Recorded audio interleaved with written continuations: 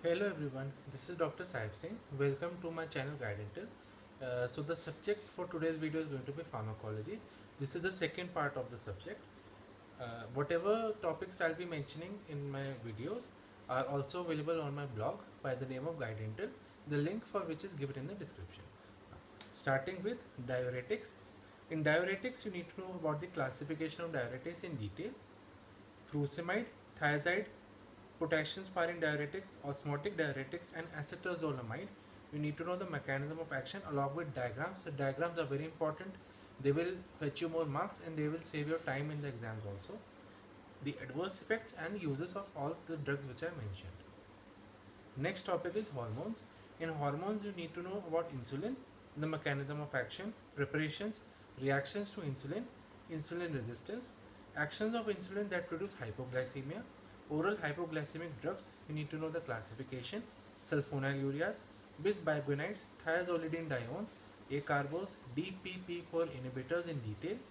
Implication of oral hypoglycemic drugs, only the dentistry or the dental implications you need to know, that's it. Glucocorticoid and mineralocorticoids, you need to know about the mechanism of action, pharmacological actions, adverse effects, and the uses in dentistry. Only the uses in dentistry. That's it. Thyroid inhibitors, you need to know the definition, classification, mechanism of action with diagram, adverse effects and uses. The diagram you can also find in physiology for the thyroid inhibitors, mechanism of action.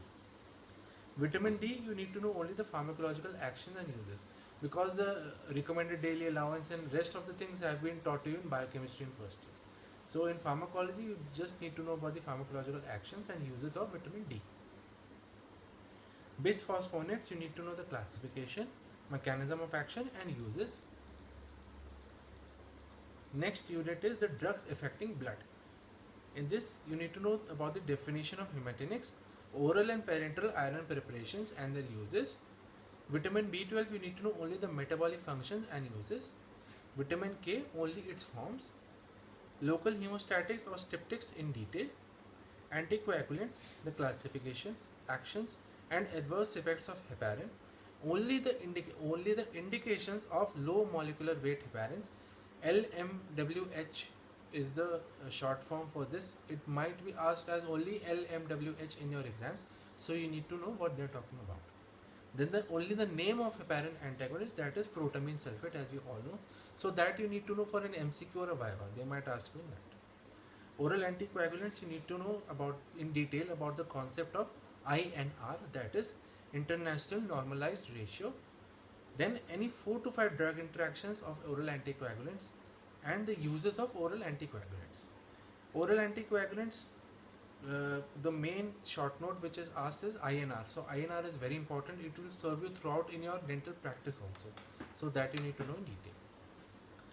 Then the difference between heparin and warfarin, there must be a table given in KD Tripathi, so that you need to know in brief. Any 4 to 5 differences will do. Fibrinolytics, only the definition, names of fibrinolytics and any 3 to 4 uses. Antifibrinolytics, only the names, that's it. Antiplatelet drugs, the definition, classification, any 4 to 5 uses, and aspirin you need to know in detail, that's very important.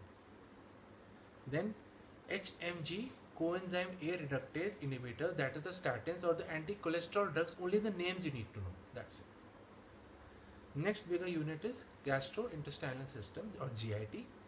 Here you need to know about the regulation of gastric acid secretion, whole flow chart, classification of drugs for peptic ulcer in detail, H2 antagonists, in which you need to know about the pharmacological actions, adverse effects and uses.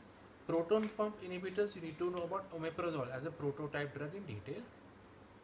Antacids, you need to know about the definition, classification in detail with 2 examples each.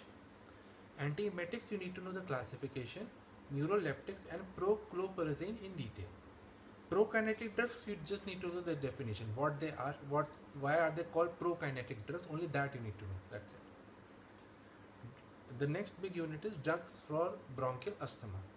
In this you need to know the definition of bronchial asthma, the classification of anti-asthmatic drugs, mast cell stabilizers, sodium chromoglycate in detail, you need to know mast cell stabilizers, then systemic steroid therapy and inhaled steroids in detail. Local anesthetics, very important topic in dentistry, Not only for pharmacology, it's important for dental practice as well.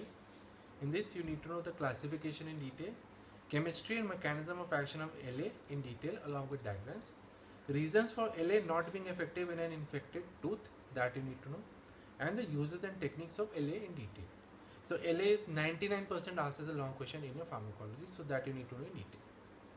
Then the next topic is non-steroidal anti-inflammatory drugs, that is NSAIDs. You need to know the classification in detail. The general mechanism of action of NSAIDs along with flowchart is very important in detail. Pharmacological actions, adverse effects and uses of NSAIDs in detail. Paracetamol, you need to know the mechanism of action, pharmacological actions, and acute paracetamol poisoning may be asked as a separate short note, so that you need to know, and the uses of paracetamol, only names. Opioid analgesics, you need to know the classification of opioid analgesics and opioids in detail. Morphine, you need to know the pharmacological actions, adverse effects, acute morphine poisoning, very importantly as short note, tolerance and dependence, precautions, contraindications and uses. Basically the whole morphine in detail with special emphasis on acute morphine poisoning. Then the mechanism of action of opioids on opioid receptors, that is alpha, beta, kappa, gamma, there are 3 to 4 receptors along with the diagrammatic representation that is given in KD Tripathi. If you can learn from that, it is very good, it is very easy, so it will fetch you more marks in your exams. Opioid antagonists, only the classification, that's it. And endogenous opioid peptides, it might come as a short note, not very frequently asked, but it might come as a short note. So we need to know the introduction, endorphins, enkephalins and dynorphin in brief for a short note, not in detail. Thank you so much for watching. This is the end of pharmacology, or the second part of pharmacology. Again, all of these topics and tips are just based on my personal experience and via my extensive studying during my videos. If there are any doubts or if there is anything I need to add, please let me know in the comment section. Thank you so much, and I'm sure this video will prove useful to you. Thank you.